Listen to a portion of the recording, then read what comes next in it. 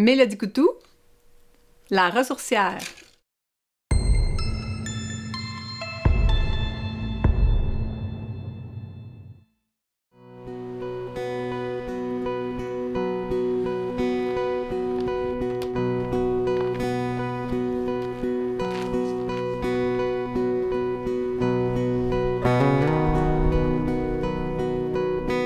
Je suis native de Lanaudière. Mon père avait une ferme d'élevage de chiens du Grand Nord. Puis on a été entourés de chevaux, de chiens et d'animaux jusqu'à temps que mon père y décède. Mon père est originaire de France. Il vient de la Gascogne. Il aimait peindre. Un peu de l'art naïf. Puis ma mère, elle, est une Québécoise métisse. Elle n'a pas vécu dans la culture des Premières Nations parce qu'à cette époque-là, c'était pas quelque chose qui était valorisé. Beaucoup la culture métisse de ma mère, ça a été très, très, très présent via ma sœur, surtout. Parce que ma sœur Nathalie, elle a voulu vraiment se rapprocher de nos origines. Je l'ai admirée, ça m'a inspirée. Au fur et à mesure que j'ai grandi, c'était plus dans l'observation de la nature, dans la beauté des paysages, que je me suis sentie différente par rapport à mon intérêt pour les arts. J'avais du talent en dessin d'observation. J'avais besoin d'un objet pour m'inspirer. Au secondaire, j'ai été inspirée par le théâtre. Alors, j'ai été dans l'équipe qui faisait les décors. C'est là que ça a commencé vraiment le besoin de construire des choses. Et quand on m'a demandé qu'est-ce que je voulais faire dans la vie, finalement, j'ai choisi design de mode. Alors, c'était très intéressant, puis je l'ai réappliqué, toutes ces techniques-là, dans ma vie actuellement. Et j'ai été confrontée aussi à la réalité de la consommation, puis de pousser les gens à renouveler leur garde-robe. Ça m'a pas plu.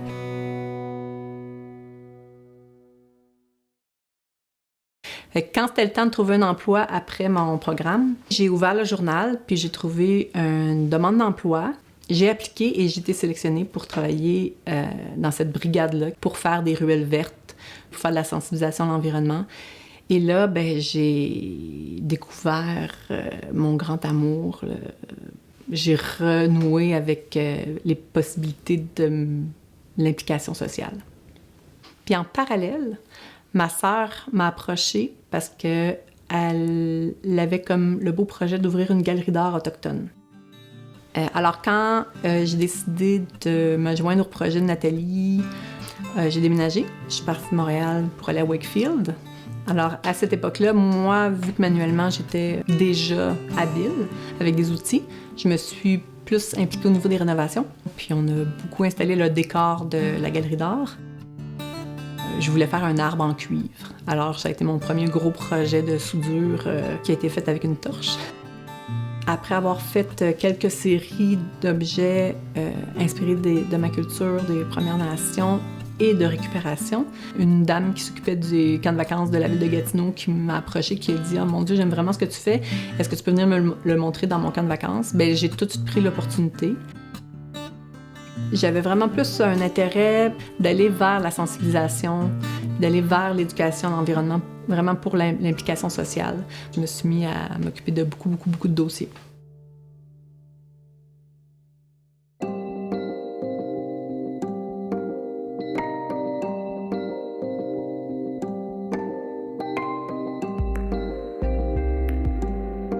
Mais moi, j'ai beaucoup de matériaux.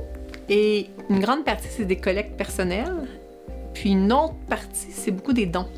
Alors, tous mes matériaux sont placés, triés par boîtes de bananes et empilés un peu partout. Je me suis mis à ramasser beaucoup d'éléments de tous les jours, mais en quantité pour que ça crée des textures.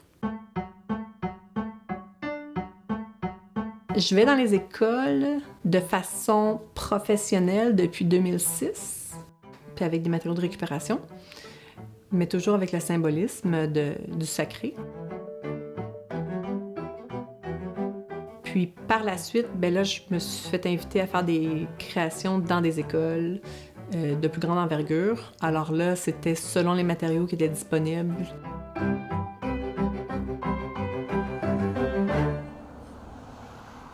pouvez faire le côté, l'autre côté, vous pouvez faire en dessous, vous pouvez faire en arrière. On fait juste pas le toit, parce que le toit va être d'une autre couleur. C'est bon? N'oubliez pas de laisser l'espace pour le petit trou. Ce que je trouve important, c'est de présenter ma démarche avant de faire un projet de création, parce que c'est là que le sentiment de collaboration s'imprègne dans les jeunes avec qui je travaille. Parce qu'ils voient les projets d'envergure, ils voient le symbolique, ils voient le pourquoi que je fais de l'art engagé. Puis je pense que ça les inspire à s'impliquer plus, puis à donner plus de cœur. Puis qu'ils comprennent aussi que des fois, s'ils font une section de l'œuvre, bien, le résultat, ça va être le travail de tout le monde. Elle, c'est fait pour prendre puis entortiller. Moi, je m'en sers beaucoup, beaucoup. C'est ma pince préférée. On va s'installer avec la personne, on va faire un trou, on va percer. Vas-y. C'est bon?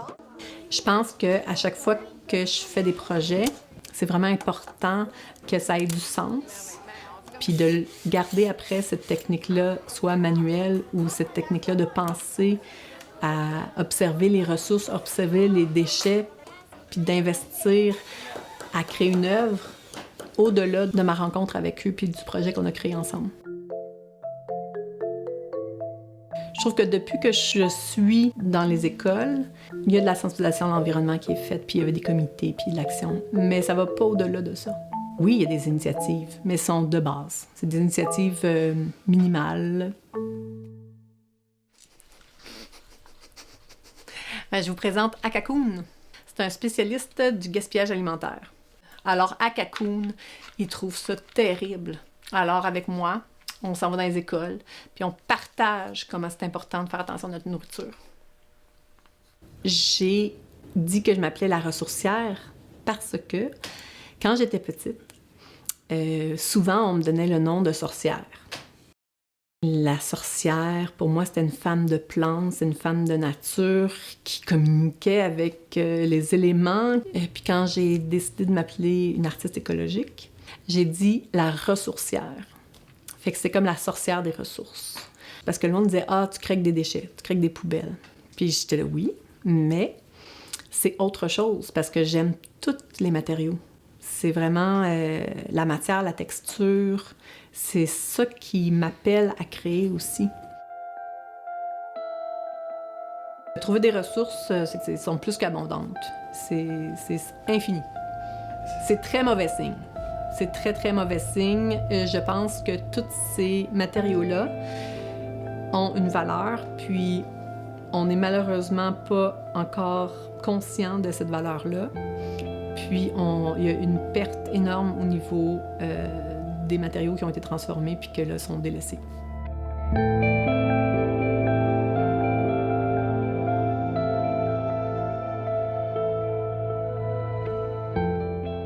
Quand j'ai pu dire que j'étais une artiste écologique, là, je me suis sentie en paix. Je me suis sentie en paix parce que j'avais une mission, j'avais un objectif de transmettre, comprendre l'interrelation entre les éléments, puis l'expliquer, puis montrer la beauté des choses, puis comment c'était important de se rapprocher de notre terre.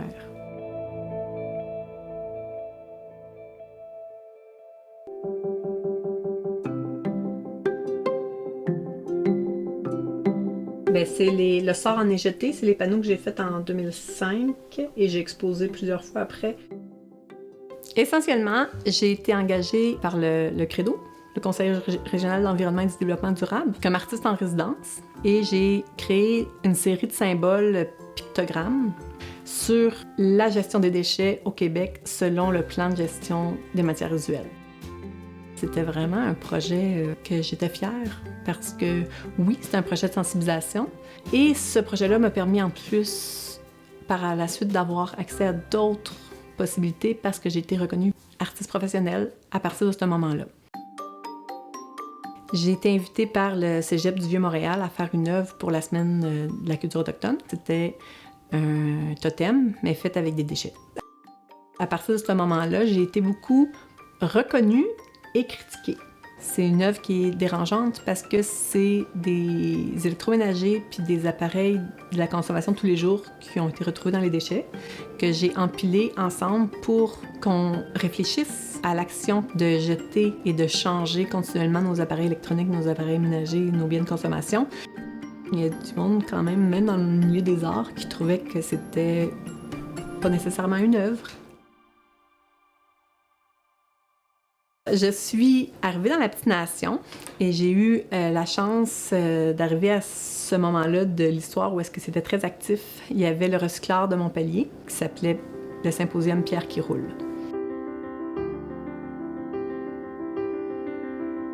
Puis là, j'ai eu le plaisir de mettre à l'œuvre mes qualités d'artiste-sculpteur pour faire du recyclage, parce que c'était vraiment ça ma niche initiale, de faire de l'art de la récupération.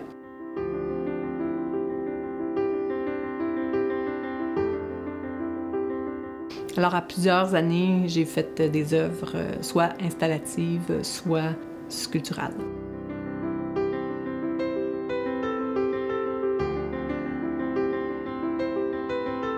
Puis, il y a 2 ans, la ville de Plaisance a reçu le symposium et là, j'ai réalisé une de mes œuvres que je chéris beaucoup. C'est Carapace du temps. Parce que pour les Premières Nations, avant qu'il y ait le calendrier actuel avec les 12 mois par année, c'est les 13 lunes qui définissaient le cycle d'une année. Puis pour les Premières Nations, la terre-mère est sacrée, c'est la grand-mère tortue. Depuis que le recycleur est à Gatineau, il y a eu différentes œuvres qui ont été intéressantes selon les thématiques. Mais la dernière que j'ai réalisée, c'est la douche froide. Qu'est-ce qui se passe à tous les jours quand j'ouvre les médias, je regarde ce qui se passe? J'éprouve de la douleur, j'éprouve de la tristesse, j'éprouve de la colère. Ça me fait mal à l'intérieur de moi. Donc, j'ai décidé de faire une douche, mais avec des couteaux.